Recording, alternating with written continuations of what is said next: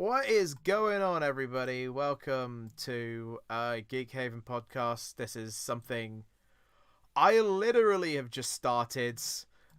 Without it out of the blue, we originally planned to record this, but we both made the executive decision. Why not go live with it? Because me and my co-host Volcar-OHNO are the key elements of literally doing everything last minute. Basically, yeah. I was talking to my buddy Rap Night. If you know who I am, you know that I do music. I specialize in anime, games, and other media-inspired rap. And my friend Rap Night, he told me, he's like, listen, I understand stockpiling your content is easy, but the problem is that it doesn't showcase your skill as it is. So you need to get used to, at least having your videos, maybe start production 2 weeks beforehand instead of scrambling to do it in a week. Yeah. But yeah. So you want to talk about last minute? That's what I've recently started doing. My 250 sub special is the last, it is the last thing that is planned. And then after that, I'm mainly going to be working on trying to get things out 2 weeks at a time while still uploading weekly, if that makes sense. What have I done to myself? I don't know. You've kind of jumped into the rabbit hole a little bit here, but yeah.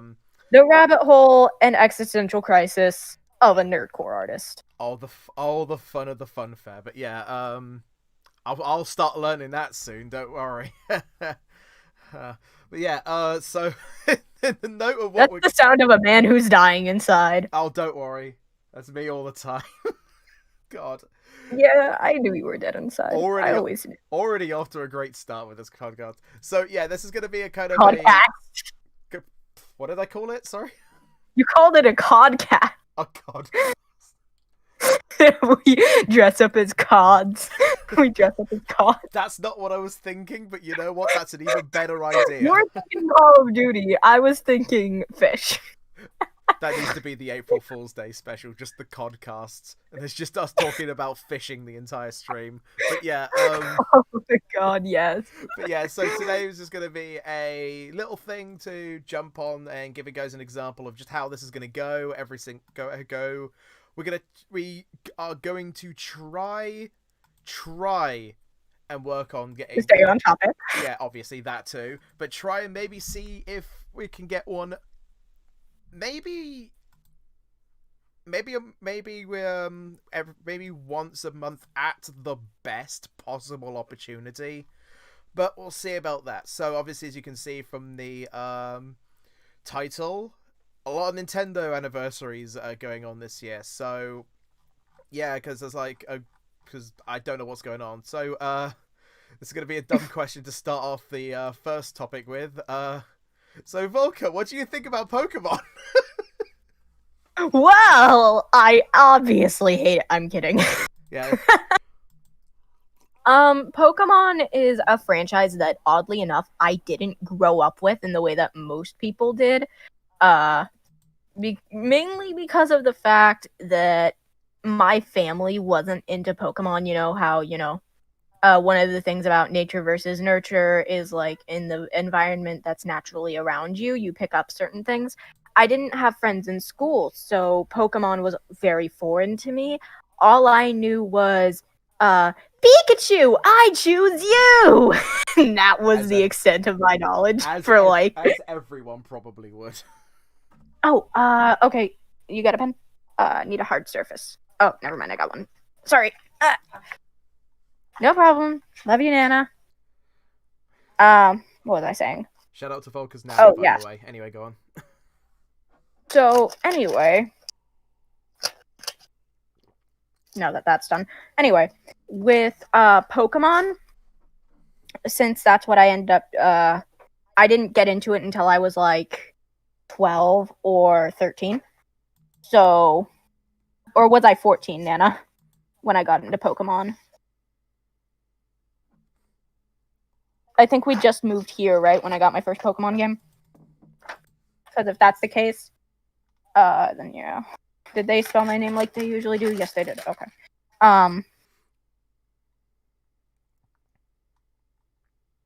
But so what ended up happening was I eventually did have friends on Animal Crossing New Leaf. Did you just print it? I don't do cursive because my cursive looks like a mess. That's your signature? That's how I've been doing it, yes. Okay. No problem. Thanks, Nana. Love you. What was I saying? Oh, yeah. So, I was on Animal Crossing New Leaf, and I actually did find a group of friends who was actually ended up being, like, really weird, and I kind of messed up a lot, like, because, again, I was, like, 12 or 13.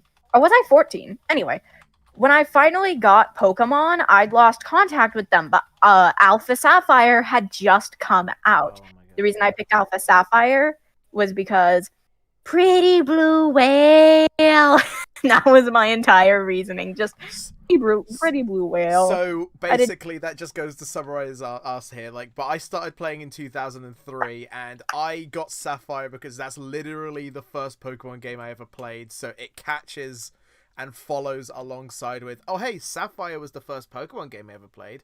So it feels right to have Pokemon Alpha Sapphire be the one I get.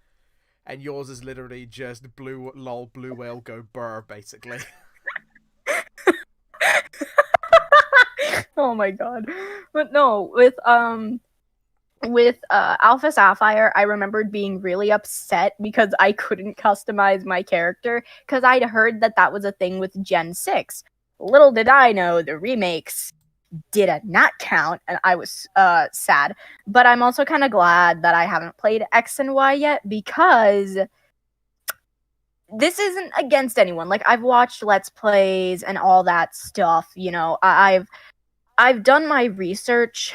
I don't like any of the team setups. I don't like the champion for, like, the main Gen 6 games. Like, it was one of those things where I want to play it so I have the experience, but I know it's not going to be pretty. Yeah, I was going to bring up X and Y at some point, actually, because, I mean, I understand. I mean, your opinion's fair enough. Like, anybody can, if they want to hate a game, they can hate a game. Like, a lot of people hate, even though I personally think, you know, Gen 4 is the peak of how high you can go with how good a Pokemon game can get. Yes. So many people hate that game. Hold up. So many people Hold hate up. it. Let me just bring up Game Freak. Where is my Gen 4 remakes? Yeah, that's what I was going to get into. Like, they are, like, because obviously There's been a lot of rumors, and my entire thing is like, okay, so you know I'm a huge fan of the Golden Sun series. Oh, yeah. Everyone watching just tilted their heads and went, "What's that?" But Golden Sun is one of the best game series I've played. Well, the thing is with Golden Sun is it never got a remake like it were like a fourth game like it was initially supposed to. Now, with Pokemon, I'm not going to sit here and say they're not going to make more Pokemon games. They're probably going to milk it for as long as they probably can. But I don't need this to be a Golden Sun situation with them withholding my Gen 4 remakes. Like, come the fuck on. Give me my remakes. Give me my remakes, or I will shoot you. I mean, pretty much, like, there's no second or even third doubt that there isn't gonna be that there might not be a Gen 4 remake for this one. I mean, it's the anniversary of Pokemon. They've already given us another big thing coming this year with the Pokemon Snap 2. So, like, plus also, and don't they have like League of Legends Pokemon edition like really? Yes, they're doing. I'm not even kidding. Yes. That kind of annoys me a little bit because it's like you want to introduce the new format, but like Gen 4 has so much potential for a remake, and it needs to happen, in my opinion, not only just because it is objectively, not subjectively, well, subjectively to me and objectively the best gen out of the generations, but the fact that Arceus could be brought back. I know that it ended up being an event-only Pokemon in Japan when Gen 4 was originally a thing, but with remakes, they could actually do something with it. And imagine Gen 8 graphics on Gen 4 remakes! Yeah, I know. Imagine that! That's the most exciting prospect this bit. But yeah, I did speak to this to a few friends actually. Like one potential, I read a comment that somebody had one very fucking wild idea about. Oh yeah, by the way, swearing is fully allowed for this stream. By the way, anyway, you're not gonna get censored. But yeah, something that's very very weird and crazy, but also interesting as hell. For the Gen 4 remakes, if they ever do implement Arceus, is like a sort of like ultra super boss thing where, like, you know, you can choose to go after Arceus and like to go after Arceus, and it's sort of like a, in lore purposes, like the guy said, like, in lore purposes, this would be like Arceus is slowly threatening to bring judgment down on everything, and if you do lose to Arceus, your save file gets wiped. Bruh, that, here's the thing, and that's the thing too, like, I don't think that Pokemon is gonna run out of ideas. Primarily because of the fact that there are so many different mythologies, legends, and cultures that if they do somehow run out of ideas, I honestly won't know what to say. But when it comes to like, you know, yeah, blah, I can't speak. Actually, what would you rate each generation on a scale of 1 to 10? No judgment. Oh, interesting. Well, just from like my basic opinion on each generation as a fan now. Yeah. Gen 1 in terms of the generation, as in terms of like, I'm gonna just do both Pokemon ratings and just region ratings. Pokemon ratings, I would give 10. You know, they're all iconic as fuck. Game ratings, I would probably give a 3, personally. Hold up. Lickitung is iconic to you. I mean, really, all of the Gen 1 Pokemons are like as iconic as anything. Like, you speak to a Pokemon fan, they probably couldn't name a very specific amount of Gen 4, 5, 6, 3, or sometimes even 2. I'm pretty sure if you speak to a hardcore, diehard Pokemon fan, they can name every single Pokemon from Generation 1, from 1 to 151. I mean, I guess that's fair. It's just one of those things where it's like, you know, I never had Gen 1, partially because I didn't have the systems for Gen 1. That's fair. The Gen 1 games are on 3DS as Virtual Console titles, but yeah. Gen 2 Pokemon, I would give 8, but the games themselves, I would probably give a 7. Gen 3, 10 for both. Yeah, that's fair. Gen 4, 10 for the games, and I would have given it a 9 for the Pokemon, but Darkrai's there, so it immediately gets an 11. I mean 10, sorry. How dare you? You biased. Actually, wait, I'd say I'd give it, I'd say I'd give Darkrai, I'd give it a 10 because of Darkrai, but I actually have to take off a point because Bidoof exists. But Bidoof is adorable. If you're gonna take off points for any Pokemon, make it Bibarel. Fair enough. That's fair enough. 5. I'm gonna have I'm 5 with Gen 5. I'm gonna be going on a little nerdgasm point at some point relating to those games. But Black and White itself gets a 9 in terms of the games, and the Pokemon, I guess, a 7, 8. Say 7 actually. 6 games for me are probably a 7. Like, I like them, but they're not. Don't like them nearly as much. Pokemon, I'd say an 8. I like the Pokemon from that game. God, there is a lot of generations. Fucking hell. I know. Oh God. Um, where was I? Was it 7? Fuck, my brain's melting. I think you did Gen 5 and we're about to go to Gen 6. Oh no, I think I did. Oh wait, no, I did Gen 6. Yeah, I said Gen 6 was 7 for the games, 8 for the Pokemon.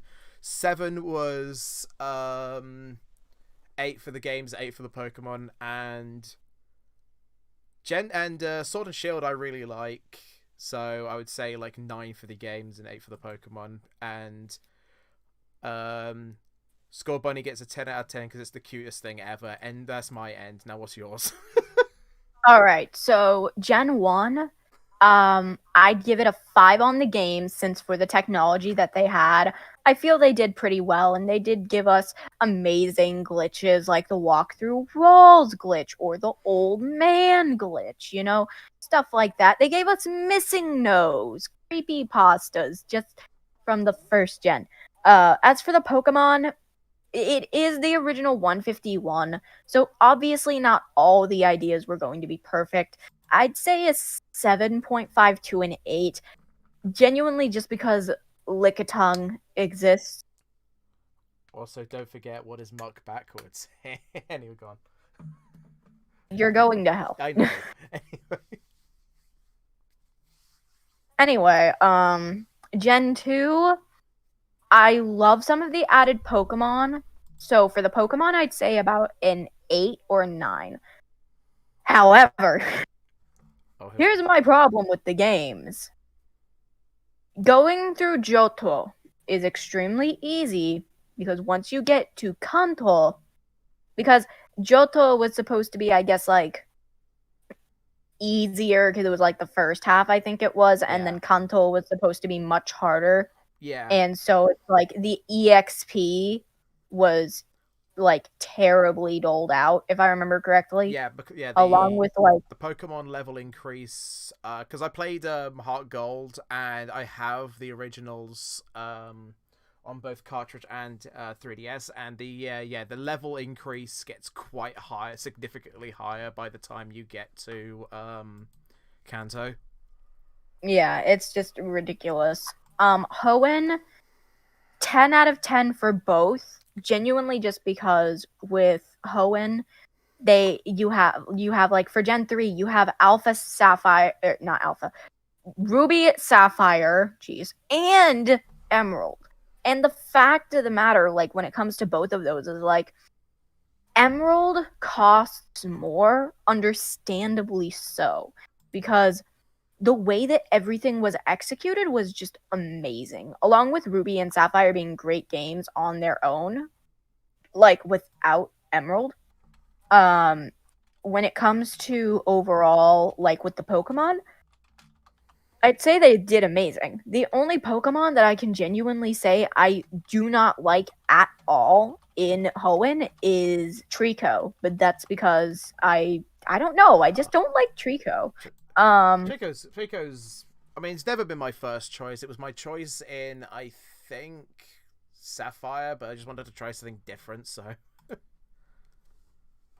With Gen 4, 10 out of 10 on each, because Diamond, Pearl, and Platinum were amazing. Like, the ability to get, Dialga and Palkia was great. The idea of Giratina, like, just overall, the way you have, like, the Distortion Realm, which was basically Pokemon Hell. And, like, I think it would have been even better had Arceus been an actual thing instead of, like, an event Pokemon. Pokemon as a whole, 10 out of 10. I can't think of any Pokemon I really, like, actively dislike. If you say Darkrai as a joke, if you were going to say Darkrai as a joke, I swear the things I was going to do. I mean, I don't like Bibarel. I joke about Bibarel, but, like, Bidoof is just so cute. I want to pinch its cheeks. Gen 5. I didn't like the Pokemon. I thought the Pokemon were about a 5. And I didn't really like the story. Like, well, not the story itself.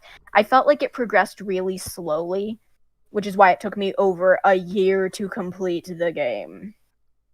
Sorry, Um, I only just read the thing you just sent me in the DMs. What the fuck? what? Levi caught Aaron littering. It's funny anyway. I like that. Anyway, go on. Sorry, I didn't mean to cut you off there. Really just. You're fine. Let's see. Pokemon for Gen 5 would be at about a 5 or a 6, and the actual games themselves, I'd put about 7.5 to 8.5. It's not that they were bad, it's just for me, not entirely my thing. Gen 6. Oh boy. Here we go. I will give the Pokemon for Gen 6, because there are some really cute Pokemon that, even if they're not the best, I do like them. I'll put the Pokemon at about an 8. But the games... Let's kick back to this, and this is going to be fun. I'm joking, go on. The gym leaders don't have complete teams. The champion has a very weak team that you can sweep, being 10 levels under-leveled. Along with the fact that the post-game was meh, the enemy team was meh, and you're pretty much forced into catching the legendary, which takes away a huge aspect of difficulty that the other games have. Along with the fact that if you choose Calum or Serena, whichever one, though the opposite of what you pick is extremely bland and has no personality, but is one of the only viable trainers in that game. And when you look at the other rivals, there were ways to develop them that they didn't do, which means that they were essentially useless and frankly had no personality outside of, like, I know that you have the choice, like, there's a hinted to crush that I think, like, the 7 or 10-year-old has on you, which is even more creepy. Because they actually made that a thing where it's like, dude, I know it's just a game. I know what they were trying to go for. No, that's disgusting. So overall, for the games, they get a 2. I couldn't. Shauna doesn't really have any designated age, by the way. I just looked it up. Well, we know that she's younger than Calum and Serena, and I think that they're like, what, 15, 16? About that, yeah. Yeah, I think that Shauna's like 12. If I had to guess, I'd say like 12. Because, like, no. Either way, just no. No. I mean, I don't really think about X and Y much. The only thing I think about is that artist you're friends with is simping over Calum all the time. I know. Toya is actually... I love her. Like, she had to deal with some bullshit because people were like... Because she made jokes about Calum and simping for Calum, and, like, people were trying to paint her as a pedo because, like, she was joking about it, and, like, we're talking about how, it made them uncomfortable, and she was a predator, and it's like, no, she's not. Leave her alone. Go follow her on Twitter, by the way. She does good art. Anyway, continue, yeah. Yeah, Toyoroki on Twitter. Amazing art. Amazing art. Hey, let's see. Gen 7, the Pokemon, I loved the added Pokemon. I'd say the Pokemon are about a 9, and the games I'd say are about a 7 or an 8. I feel like you didn't get as much ability to explore as I would have liked, like you had in, like, Alpha Sapphire and Omega Ruby, because you could run off and do other things in Alpha Sapphire, Omega Ruby, but when it came to Gen 7, you had a lot of problems in the fact that you kind of didn't have nearly as much control. So I'd say the games are about a 7, the Pokemon are about a 9. Galar, I am extremely biased, partially because the graphics are amazing. Now, don't get me wrong, I'm pissed off about the quote-unquote new models when they literally just copy-pasted the models from Gen 6 and gave them, like, better, less pixelated line art. Like, they did not change any of the models. They added the Gigantamax and Dynamax forms, but the reason that this bothers me is the fact that the Pokemon Home plans cost so much to a point where it's like, are you kidding me? Are you kidding me? Like, the whole point of the Pokemon Bank was to be able to store your Pokemon. And the point of Pokemon Home is to be able to store your Pokemon, but instead of making more money, by having a smaller annual transaction. I think they made it a monthly transaction where to get the best plan, it's like, what, $30? Yeah. Yeah, I hear what you mean. It's just with Yeah, so like the Pokemon are a 10, the games are about a 9. I would have liked to see a bit more, especially with the post game, but yeah. I think for me, with the exception of obviously with the exception of X and Y, I think I can agree with a lot of the stuff you said personally. I think all opinions fair enough in the end anyway, but yeah, the God, I just the black and white one does kind of surprise me a little bit though, because I think I can I see where you come from with it, but just with me, black and white clicked with me so well, and I don't know why. Like I just loved Unova, the region of Unova so much, and just the plus also it was like I said, it's not that it was bad. I personally just didn't like the designs of a lot of the Pokemon. And when it came to story, like I said, it was too slow for me, personally. I don't think it was bad, but it was extremely frustrating and difficult for me to be able to really play through. Part of me feels like it may be like because I was already used to like stuff like how Gen 7 ran, that it made it harder because, like I said, I have my issues with Gen 7, but I can still move around fairly quickly, not worry about as many random encounters, you know what I mean? yeah. So Plus also I think also one of the big things that's also kind of got me in a big Gen 5 kick again is the fact that I've been listening to a lot of the soundtrack again, which is where I was going to get into the fact that, and I'm going to promote this as heavily as possible, the Gen 5 soundtrack is the best soundtrack of any Pokemon game ever. Don't fucking at me. I have been chilling out I'm going to throw something at you. no, you won't. No, I won't.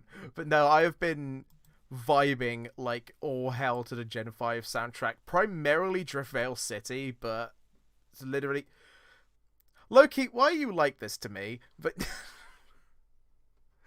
yeah, also to everybody in the chat, I can read the chat, don't worry. I do know that I can read what you guys are saying. I'm just invested in this right now. But yeah, just the Gen 5 soundtrack, just so good. It's literally like... Really, all the soundtracks are kind of really good in of themselves. The only one, like I said, and one of my friends keeps like pointing this out every time we play Lumio City in Smash, which Smash is going to be a discussion because that's another anniversary as well. I feel old. Yeah, I know, but the thing is, like, I've said this before, every soundtrack has, I mean, Gen 1 and 3 are the soundtracks that you could literally, like, play casually, and you'll be like, oh, it's from that game. Oh, that's from that that's from that town. Oh, that's from that town. Oh, that's from that town. With the Ruby and Sapphire, you could probably play, like, any song, and I would be just vibing, because I'd be like, oh, I love this song so much. Gen 6 is the one game where I would still, which it kind of, I keep saying I love Gen 6, but I have been bashing it a lot this podcast, haven't I? I like the game, I swear. Just there's a lot of stuff to it that kind of just makes it really unmemorable, like especially the music as well. Real quick before we move on, or before we continue this, can I just say, since we're talking about soundtracks, can I just mention how amazing Tyler Clark's work is in general? Like, he's not I don't know if he's a game sound engineer, but he does instrumentals for a lot of nerdcore stuff. And this man is a legend. Like, I'm sorry, I know that shameless plug. I will shamelessly plug Tyler, because Tyler is amazing. Hold on. Let me find this tweet. I will find this tweet. Right. You need to listen to this and tell me that it isn't worth me plugging him. Yeah. Because I'm gonna. I'll listen to it in post because right now if I don't want to like play it on stream. Yeah. Oh, found it. Yeah. Haha. It just send it to me and I'll probably link it in the chat as well. It's amazing. It's just a small little clip on Twitter, but it's great. All right. Hang on. I might have to defer the desktop audio a sec.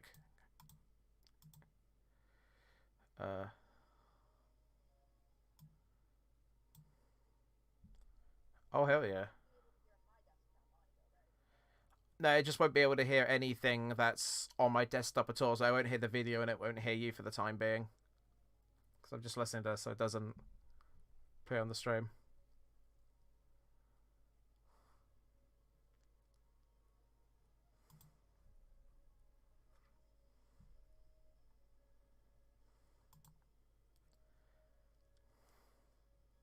Yeah, that is a fucking banger. I know, right? That is sick. So yeah, follow Tyler Clark. Also, Rocky for torturing me in the DMs. Screw you.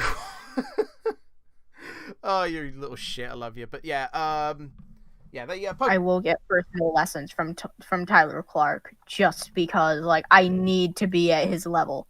Yeah, you'll learn. You'll get there. I know. But yeah, the Pokemon genuinely, like, obviously because it's 25th anniversary this year. Obviously, there's some of the stuff we have, just so you guys already know. The new Pokemon Snap, which is, as a fan of the original Pokemon Snap, even though I didn't really grow up with it, it's a very exciting thing for me. Obviously, there's a load of other stuff. The blimmin' Pokemon MOBA thing. Oh God! Hold on, I'm sending this to you.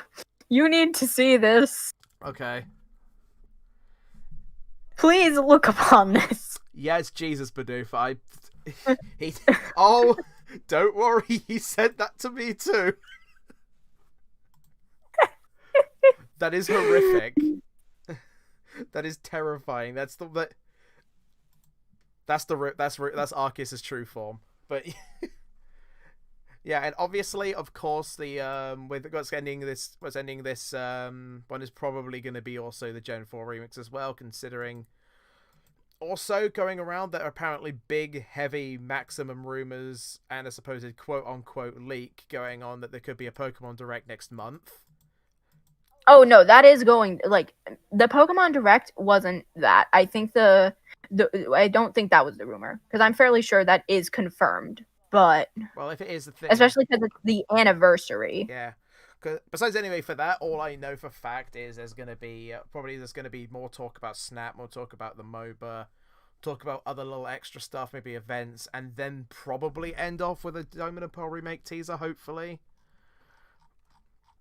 But yeah, I would love it. Like, oh, can we just talk for a second? Because I don't know what's been going on. I've been seeing beautiful screenshots of a new Mario game, and I don't know what it is. Send me if you can find them. Send me one of them, because I think I might know what you're talking about.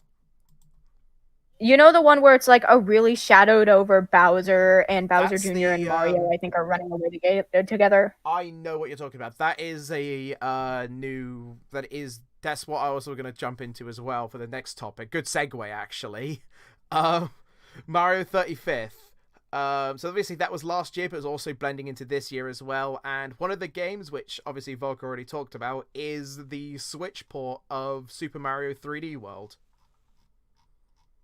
Bruh, it's going to look so clean. It helps as well because 3D World already looks really good even now, going back to the Wii U version. But hold on, I found something else I need to send you. Oh good God, I am scared of what you. I'm sorry. No, this one is funny. This one is genuinely funny, just because like I think you'll look at this and actually laugh a little bit. It's Weeb Skyrim. Oh no! Oh, you're finally awake. You were trying to cross the border. That's horrifying, but I love it. Oh yeah, that's another game that's 10 years old as well. Actually, didn't this is off topic and a completely different game label, but didn't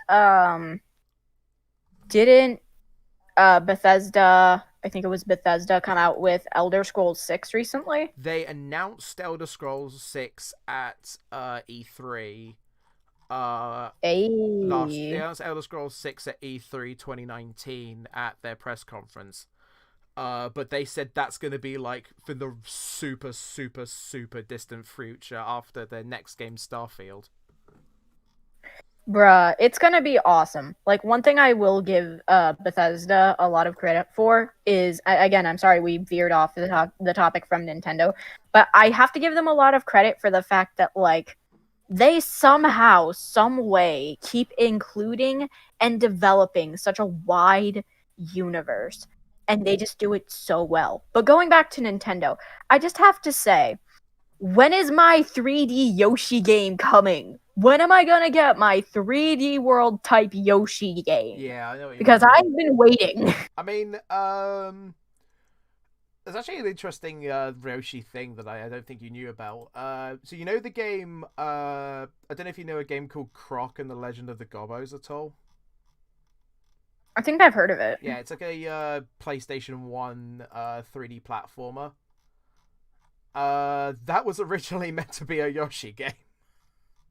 Bruh. That was originally meant to be that Yoshi 3D platformer you were looking at. It was supposed to be on the N64, but the I'm sorry, but this is just gorgeous art. This is so gorgeous.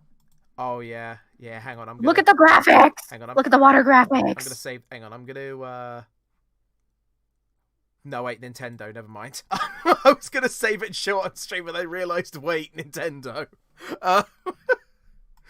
I don't think Nintendo's doing that anymore, to be honest. I don't want to run the risk. But yeah, if you look up the screenshots for the Super Mario 3D World thing, it's really good. Also, if you're interested in playing it and playing it with friends, just remember, the game is online co-op multiplayer.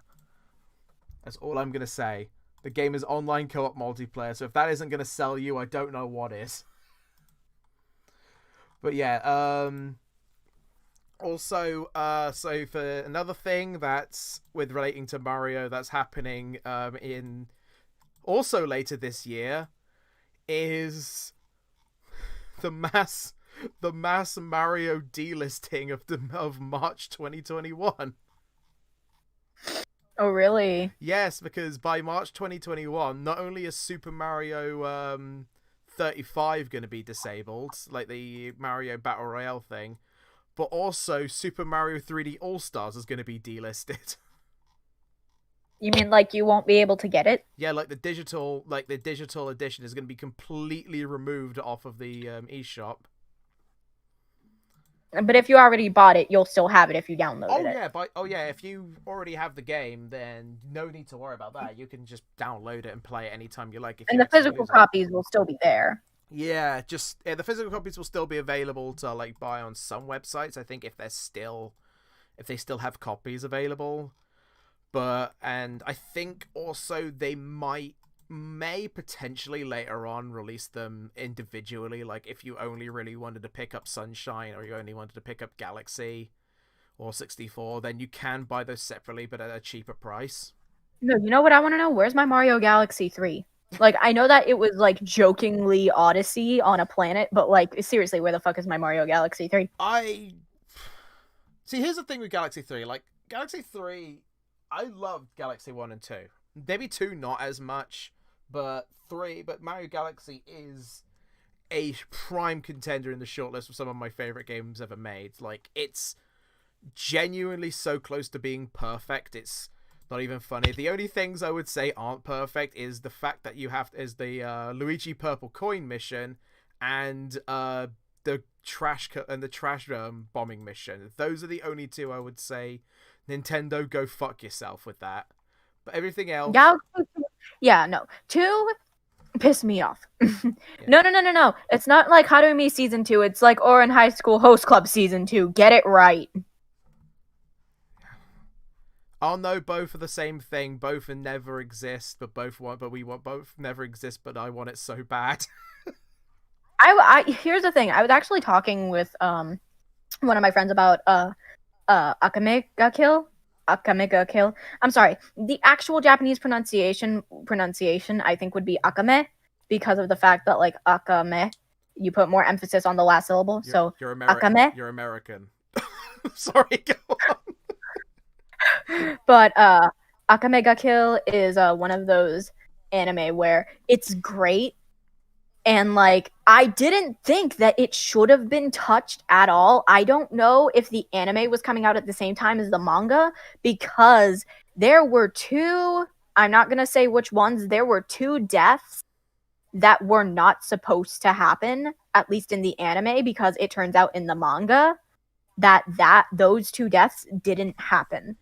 And I didn't find that out until I looked it up, because my friends were like, yeah, no, they messed up the ending. The ending for the manga is a lot better. And I'm like, really?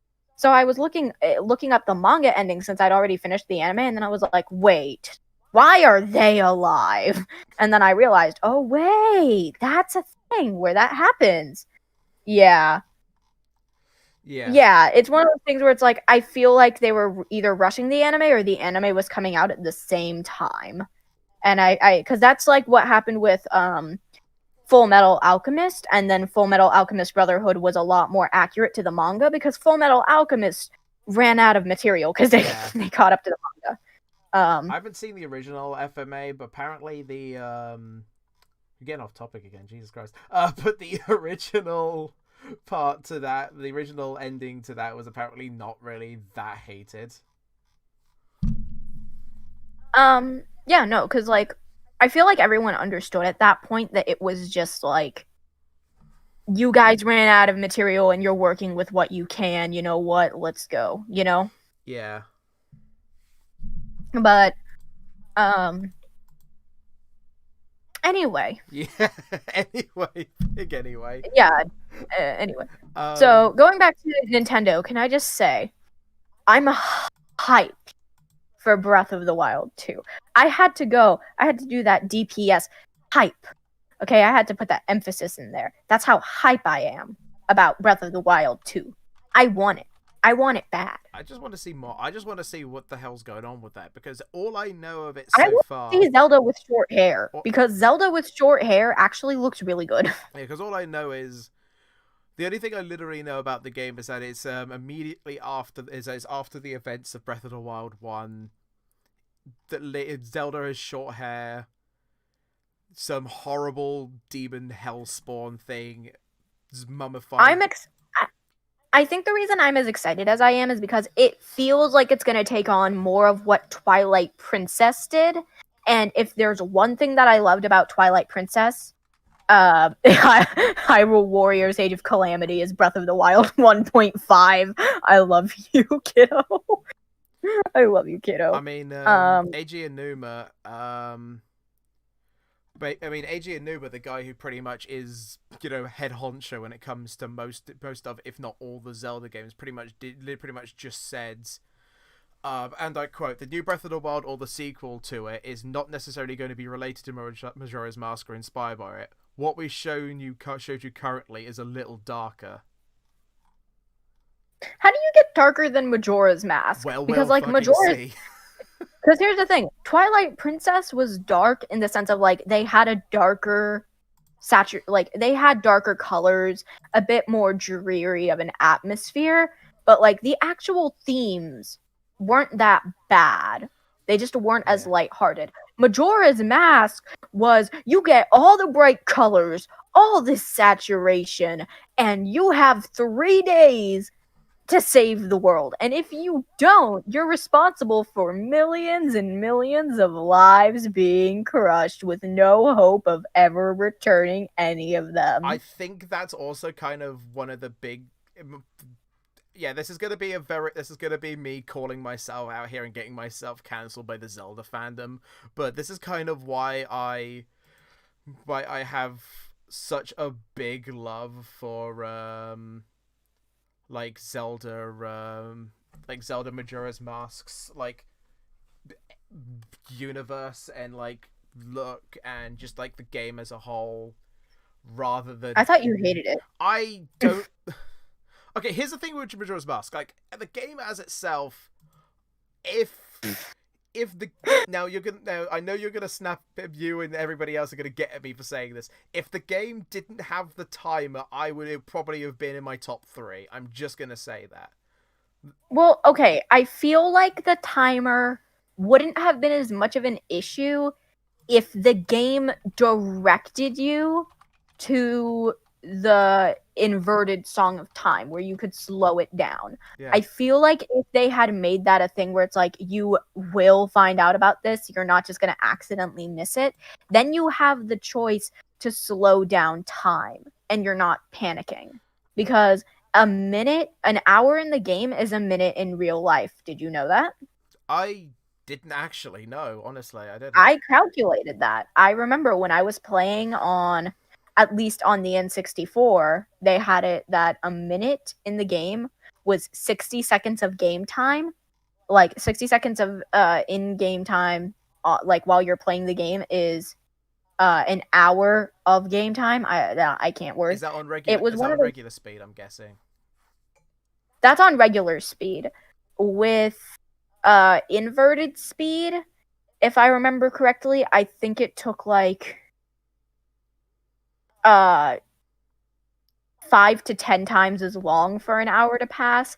And then if you did double speed, then it would be 30 seconds of playtime is an hour in the game. I think it was, and I did a full run on double speed because I decided I wanted to just destroy my sanity. Yeah, I see. So with Majora, I do want to like give it. Just I'm gonna keep trying playing through it over and over again until I actually realize I like it. Because I think with Majora's Mask, like, with the exception of the gameplay in some places, the game as a whole is I can understand why everybody calls it like their favorite all the time. I'm just the person that prefers Ocarina. Ocarina of Time though is also an amazing game. Oh my gosh! Oh hi. Politicus is one of my buddies that I kidnapped to force me to tell his secrets about rapping so I could get better and steal his soul from him. Anyway, with Ocarina of Time is just an amazing game though. It doesn't have the stress factor of the 3 days, along with the fact that you have so much more that you can do in the game. Like with Majora's Mask, there's a lot that you can do, but with Ocarina of Time, there's so much that you can do. It feels kind of like Skyrim, because while some things are closed off until you make certain decisions, you can still make the choice to go through and complete side quests whenever you want. It's not nearly as expansive as something like Skyrim, but you see what I'm getting at, right? Yeah. It's just with that as well, like, obviously, like, obviously, like, it's what you said as well regarding the different differentials between the Play Legend of Zelda, you degenerate! Yeah, fucking get on it. Throw yourself into the zone. But it's like a differential between what you just said is a differential between what I think of Twilight and what I think of Majora. Like Majora itself, I like the tone and the world and everything else about Majora. Just the gameplay for me is just like, oh Jesus. Twilight for me, I love the gameplay, but I hate everything else. It's a good counterbalance between the two. The Link to the Past reboot is really good. Link's Awakening reboot is also really good. Are you talking about Link Between Worlds? Yeah, Link to the Past reboot was Link Between Worlds, which was pretty good. It's actually a sequel. It's actually a sequel to my technical. Wait, they said it was a sequel to it? They've said that it's pretty much a sequel for the longest time. It's in the sort of timeline. It's in the timeline blend of A Link to the Past, but it's long after the events of A Link to the Past. Like the Link in that isn't the same Link that was in that one. It's just in a sort of same time gap. Twilight Princess was actually really good, especially for its time, because like, keep in mind that the graphics initially started with the GameCube and was amazing. Then you get to the Wii version, and it's still amazing, especially considering other Wii games that were there. I think the only game that topped the Twilight Princess graphics was probably the Metroid Prime series, because it took that much more effort to get the first person view and 3D stuff going on. Yeah. But with Twilight Princess, I think my favorite thing about it is actually Midna. As weird as it's going to sound. Midna, if you didn't have Midna there, you wouldn't have a game. Because, like, yeah, Zant would still try to invade everything, but if you didn't have Midna, you wouldn't have gotten out of that prison. You wouldn't have been able to get any of the oh gosh, what is it called? The Cursed Shadows. I think it was the Cursed Shadows or the Fused Shadows or whatever. And then, like, you wouldn't get the Mirror Shards. There is no game if you do not have Midna. Yes. The thing was with Twilight, I didn't really like. Obviously, like I said, I didn't really like much of Twilight as a whole, but just playing the game itself was just so good. Midna was a character, like, when I first played Twilight, I really didn't like Midna, like, in any way, shape, or form. But by the time I played it again through the Wii U remaster, I genuinely had a lot of fun playing it. I genuinely, like realized, like, oh my god, fucking god, Midna's great. Zelda still bores me to tears, but Midna's great. I mean, my thing with Zelda is the fact that I think I love the Twilight Princess Zelda the most, than Breath of the Wild Zelda the most, because with Twilight Princess Zelda, she doesn't show the most emotion, but it makes sense. If she shows emotion to the enemy, then they'll use it against her and hurt her even more. If she shows it to Link or Midna, then she might break down. It's a matter of her trying to be strong, and I think that it's definitely one of my favorites. My least favorite iteration of Zelda is probably either Link Between World Zelda or Skyward Sword Zelda. Link Between World Zelda, because if you want to talk bland, she's bland. She is just like Ocarina of Time Zelda, which means she's kind of a ripoff, like, outside of design. But with Skyward Sword Zelda, I think I dislike her more because this is going to sound really petty. Yeah. I hated her design. I hated her attitude. The only good thing she did was get up in Grusa's face and snap at him. Like, that was, ooh. I mean, it's kind of the opposite case with me, because because the Skyward Sword Zelda is the only one I really even gave a shit about.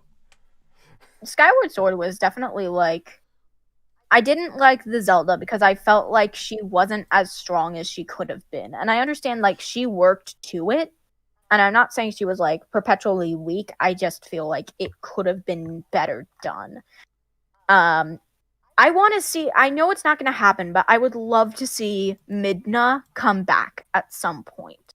Or like a Twilight sequel or something. Something to that effect, because as much as I love Hyrule Warriors, it's not the same as traveling with Midna and dealing with her eccentricities. Being an asshole, basically. Yes.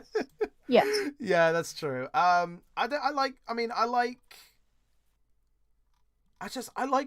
as, I can like the game. I like the game with most of the Zelda games. Like, it's a kind of a mix of just, like, I can pay attention to the world and all. Like I think for me, that's why I like Wind Waker so much, because I just loved everything, like, equally. Like, I loved the world, I loved the visuals, I loved all the characters apart from Tetra. I loved everything about the game.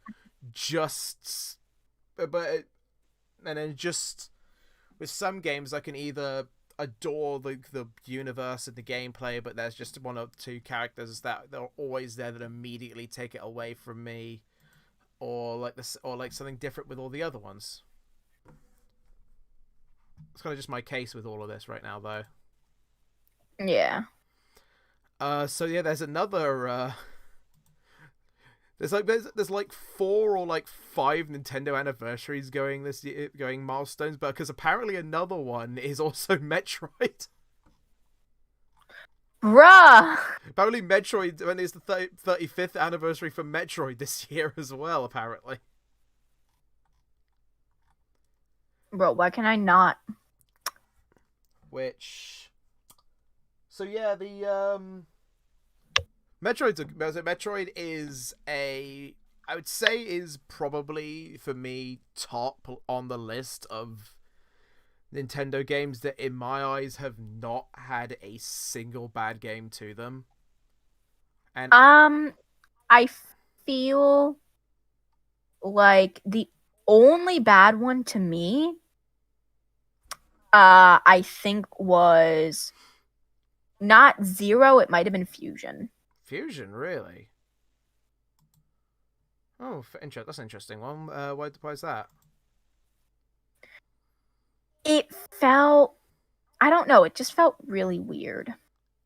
I mean, for me, like, I still say in my opinion, none of the Metroid games are bad at all. And yes, that includes Other M. Please, guys, please don't judge me. I love Other M, but yeah, okay, okay. Let me go back and reiterate my statement. I love Other M as a game. As a game, Other M is actually quite enjoyable. Plus, it's also very flashy because Team Ninja and Ninja Gaiden. But like everything else, like the story, how Samus is as a character, and just everything else. No, the game, the story itself for Other M is dump, basically. And like, I did want to write a thing like how I would have handled all of that, like, but I cancelled it a while ago. But there's so many different like avenues they could have like taken Samus's character with Other M instead of like turning her into just like deadpan, entirely unemotional, completely like no. But they didn't do that. Yeah, but they didn't do that at all. Like, there's so many routes that they could have taken with Samus to make her like an actually interesting character, and sort of tie her back to how she actually is as a character. That's one thing I will say about Other M. I do feel it was kind of rushed because it feels a little sloppy. But my favorite parts from Other M tend to be the cutscenes because of some of the most emotional moments. The way that we see Samus, where she's not just this killer on a mission, you know? Yeah, I mean, the thing is though, like, that's all, but that's also kind of, in my eyes, what I don't know if you've actually played the Metroid Samus Returns on the 3DS. I have not, because I do not own a 3DS. I thought you did. No, I share one with my grandmother. Oh, okay. But yeah, Samus Returns on 3DS for me is probably my favorite Metroid game up to this point, because it was, I mean, because 2 initially wasn't really, it wasn't a bad, obviously, like I said, I know bad Metroid games. It was a good game, but it's really hard to go back to. It's like trying to go back to the original when you have Zero Mission. Like, it's nigh impossible almost. But Samus Returns is kind of in the case of like of why Samus being silent in some ways can also be good as well, because you can tell every single emotion she's feeling through how she acts. Like when she finds the baby Metro and realizes, this thing's not actually trying to harm me, and it's only a baby and it thinks I'm its mother. You can see her immediately let her guard down just to show trust, and then when she sees Ridley, you can see fucking pure rage from her motion from when Ridley suddenly appears at the end. Oh, spoiler, by the way. Yeah. All right. Well, I probably should have discussed this with you. I'm sorry. I've had a bit of a tiring day. I've had to deal with people. I've been working almost all day. So I am sorry. I am kind of tired. I know it's only been an hour, just over an hour. I'm sorry. It's a starting thing. It was a starter episode we can get done anyway. Plus, it's not. Plus an hour is still quite a fucking long time anyway. And we can always go. And next time we could always go on a bit longer about other non-Nintendo stuff and just be a general thing. Because like I said, thanks for understanding, man. Because like. Anyway, no worries. I can get to bed after this anyway. So yeah, we're gonna cut short here. We're gonna cut short here. So thank you guys for watching. We were gonna probably. God, sorry, my throat's hurting today. So obviously, subscribe to get caught up on anything I'm gonna be working on next. And if you wish to see fire music, subscribe to Volcar-OHNO. I forgot to add your channel link in the description. I will do that afterwards. You'll do it, yeah. Yeah, But I'm gonna go eat. Bye. All right, see you later. I'll close off the stream properly. Okay, so Volcar's gone now. So yeah, thank you so much for watching, guys. I'll see you guys in the next one. Should be around next month potentially.